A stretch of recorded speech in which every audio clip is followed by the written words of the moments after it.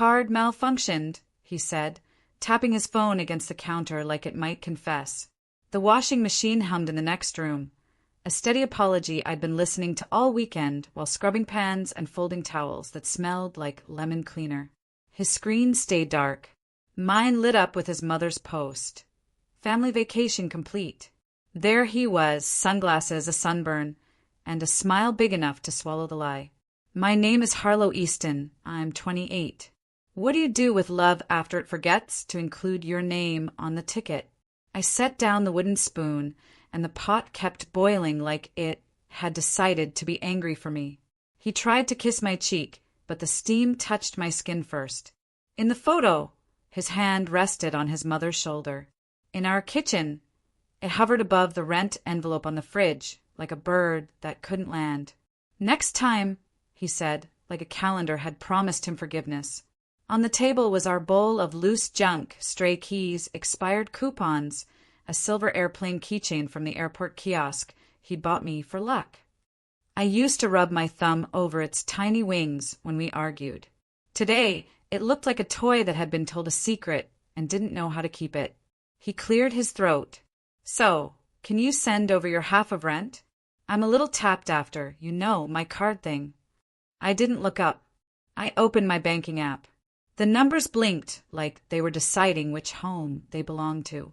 My reflection sat faintly in the screen, a ghost behind my own money. I moved my paycheck into a new account with my name only, the way you move a plant from a cracked pot into fresh soil. "Ask the one who paid for your trip," I said. The spoon stopped spinning in the pot, as if the soup had heard its verdict. The airplane keychain clicked against the ceramic bowl, a small sound like a gate closing. For the first time in months, the house felt quiet enough for me to hear my own name. And it didn't sound like an apology.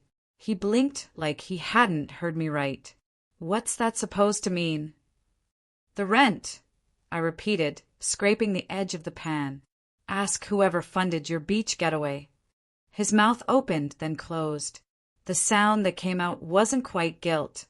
It was confusion wrapped in entitlement. "You're really mad about that?" "It was family. You're part of this family, too." Funny. I didn't remember the invitation. I wiped my hands on the towel, leaving faint orange stains from the curry I'd been stirring. The smell filled the room.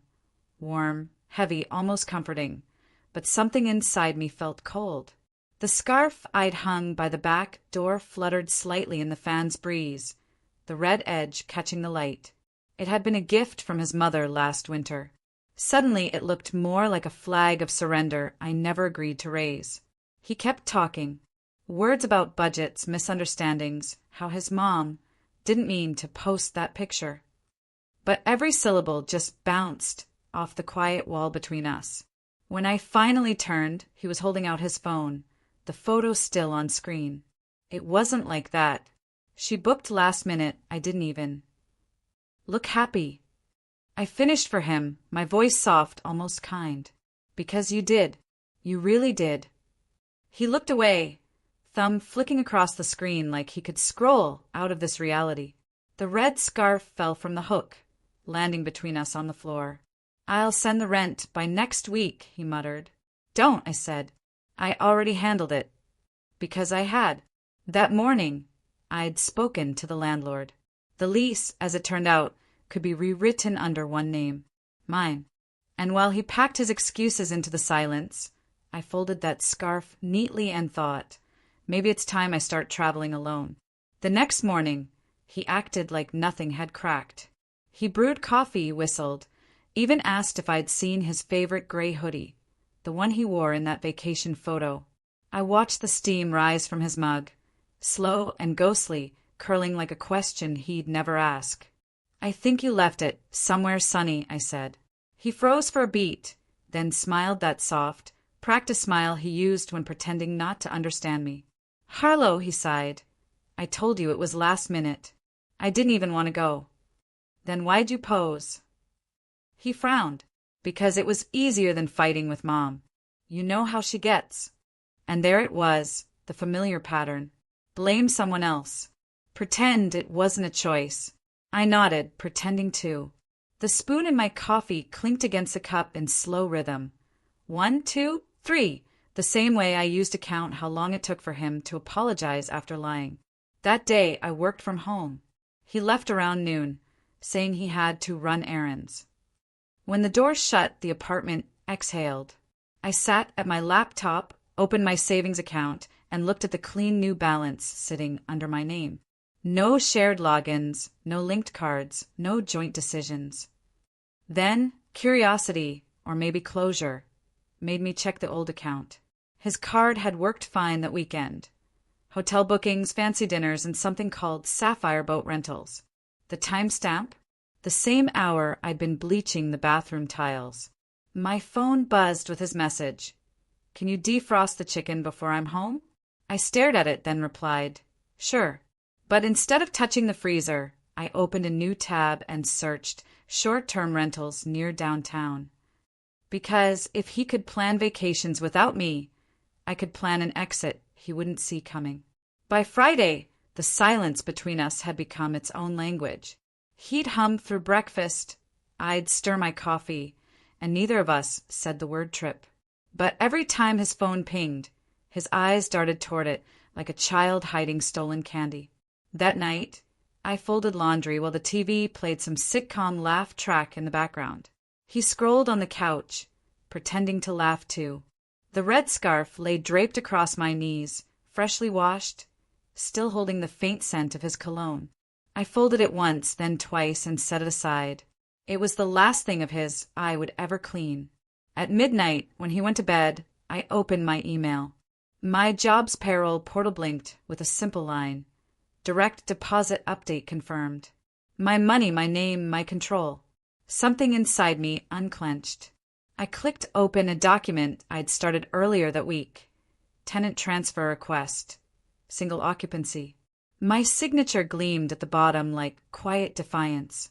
The next morning, he asked, "What's this charge from City Move?" I didn't look up from my toast. Storage unit. For my stuff. Why? I met his gaze. Because some things deserve their own space. He laughed nervously. You're being dramatic, Harlow. Maybe I was. But I'd spent years being practical, forgiving, patient, all the boring synonyms for ignored. Later that day, I walked to the storage unit, a tiny room smelling of dust and cold metal. The keychain airplane hung from my fingers.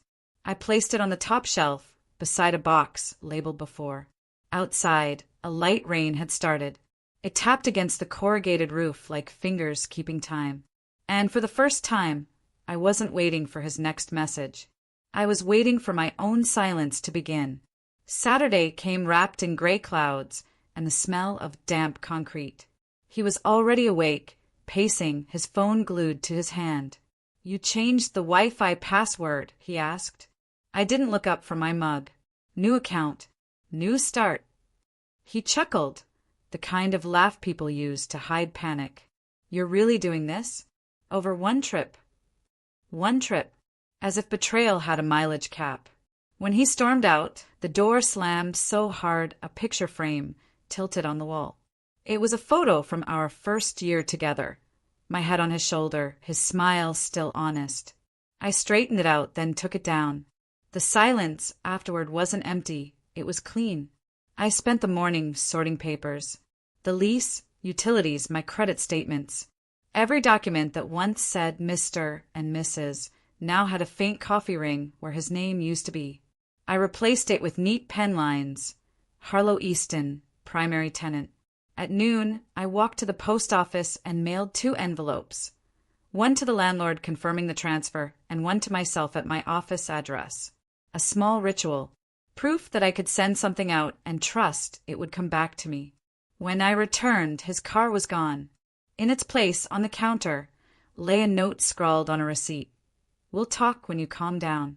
I folded it and dropped it into the trash, between onion peels and coffee filters. The red scarf hung again by the door, still damp from last night's rain.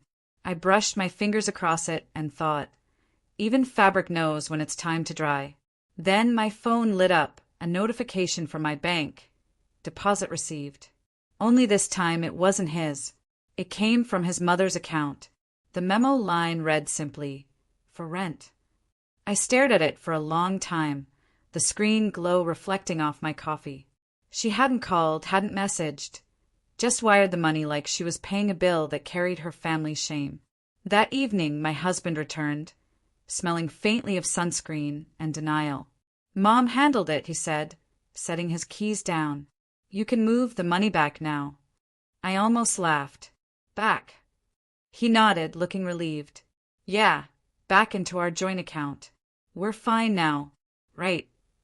The red scarf by the door swayed slightly in the air conditioner's draft. Its edge brushed against the wall like a metronome counting down to the end of us. "Tell me something," I said, quiet. "When you were out there, did you ever think about me?" He hesitated, eyes flickering. "Of course. I missed you. You know I." "Then why didn't you call?" His jaw worked. "It was a short trip, Harlow. I just needed a break." "A break from what?" He blinked, thrown off. "From everything. From pretending?" I asked. He didn't answer. He just turned toward the sink, muttering about dishes, about how we both needed to move forward. The sound of running water filled the space between his excuses. I looked at the red scarf again and thought about how she must have bought it on one of their earlier trips, those glossy, filtered vacations where I was always too busy to join. "Keep the money," I said finally. He froze. "What?" "I don't want rent from your family. I want my peace back." That night, while he slept, I opened my laptop and began a new document, notice of separation, effective immediately. And for once, my name didn't tremble as I typed it. The following week, I woke before sunrise. The sky outside was soft gray, like the pause before a decision. He was still asleep, his hand resting where my pillow used to be. I stared at that space for a moment, then stood up quietly and folded the last of my clothes into the suitcase. Each sound felt louder than it should. The zipper, the faint creak of the floorboard, the scarf sliding off its hook. I hesitated before packing it, fingers tracing the fabric's red edge. It no longer looked like surrender. It looked like warning, like color returning to a face that had been pale too long. I left a single envelope on the kitchen counter. Inside it was my written notice and a printed bank statement showing my new account, labeled independent. Beneath that, I added one handwritten line. "Thank you for reminding me what freedom costs, and that I can afford it." Outside, the world smelled like rain and possibility. My taxi idled by the curb. I loaded my suitcase, took one last look at the apartment window and whispered, "Keep it." Not to him, but to the life that had kept me smaller. As we drove away, my phone vibrated with a new message. "You're being impulsive. We can fix this. Please answer." Then another, from his mother. "Think of the family's image." I muted both. Through the rear window, the city lights blurred into streaks of red and white. Brake lights, billboards, and somewhere in between, the faint reflection of my own face. At the airport, I caught sight of a keychain hanging from a souvenir stand. A tiny silver airplane. I smiled. I didn't buy it this time. I didn't need it, because I wasn't waiting for anyone to book my ticket anymore. 2 months later, my lease ended quietly. No drama, no confrontation. Just a signature, a new address, and a life that finally sounded like peace. The new apartment was smaller but full of light. Morning streamed through white curtains like forgiveness. Sometimes I'd catch myself reaching for 2 mugs instead of one. Old habits die in gentle ways. But then I'd see the red scarf, now framed above my desk, no longer soft fabric but symbol. A reminder of how easily comfort can strangle when you stop noticing. He tried calling a few times. Once, he left a voicemail that started with a sigh and ended with, "You'll regret this." I didn't delete it right away. I let it sit there, proof that his voice didn't own my quiet anymore. At work, my manager asked if I was still transferring money to the joint account. I smiled. "No," I said. "I'm investing it in me." Every weekend, I walked near the harbor where planes from the nearby airport streaked overhead. Each roar felt like punctuation. Sometimes I'd lift my eyes and imagine one of those flights carrying the version of me that used to wait for permission, wait for love, wait for apologies that never came. Then one morning, I checked my mail and found a small package with no note. Inside was my old airplane keychain. Someone had mailed it back. It gleamed under the sunlight, the metal cool against my skin. I didn't feel bitterness, just a quiet knowing. I tied the red scarf around my wrist, tucked the keychain inside my bag and stepped outside. The air smelled like rain again, the same scent from the day I left. But this time I wasn't walking away. I was walking forward,